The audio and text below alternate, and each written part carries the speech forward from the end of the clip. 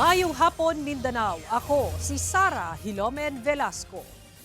Gawas kang Sara Diskaya, misurrender na sa NBI Sembro ang 8 ka mga opisyal sa DPWH Davao Occidental District Engineering Office nga nalambigit sa matud pa Ghost Flood Control Project sa probinsya. Ang detalye sa live report ni Argil Relator. Argil. Sara, na nakaroon sa kustodiya sa NBI Sembro ang 8 ka mga DPWH Davao Occidental District Engineering Office officials.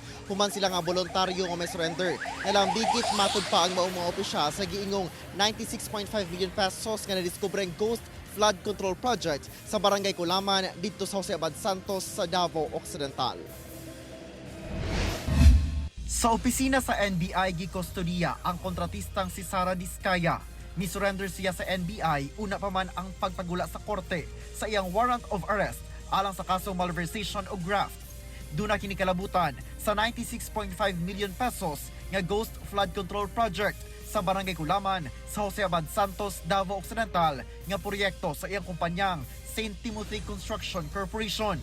Pero sumala siyang spokesperson ang pag-surrender dili pag-angkon sa mga aligasyong gibatok kang Diskaya. Hindi naman po admission of guilt kasi korte lang po ang magtatakda talaga ng guilt ng isang akusado o respondent sa isang kaso po. Sumuko po siya dahil alam niya na malinis ang kanyang konsensya at kaya niyang harapin ang anumang legal na proseso patungkol dito sa kasong isinampas sa kanila dito sa Digos sa RTC po. Gibarugan sa kampo ni Diskaya nga walay ghost project pagpamatuod matud pa niini ang mga litrato nga ilang gibutang sa gisumeteng counter affidavit. Project na yan, tapos po yan. Actually, nakuha yan ng St. Timothy noong year 2022 pa. Opo. Okay, nagkaroon po ng construction agad. Ang problema po, nagkaroon ng mga pagbaharin doon sa mga lugar na yon. Nasira, ni-repair, nasalanta na naman ng bagyo, nasira, ni-repair ulit. Last month, nakumpleto na po yan, sir. Opo. Nakumpleto na po yan base po sa mga dokumentong ibinigay ng mga public respondents coming from DPWH Davao Occidental. Gawas kang Diskaya, mi-surrender na sab ang 8 pa ka mga opisyal sa DPWH Davao Occidental District Engineering Office sa NBI Southeastern Mindanao Regional Office o NBI Sembro sa Davao City. Dugang sa NBI, nagsumite og letters of voluntary surrender ang 8 ug mipailawom sa kustodiya sa NBI aron atubangon ang legal nga proseso.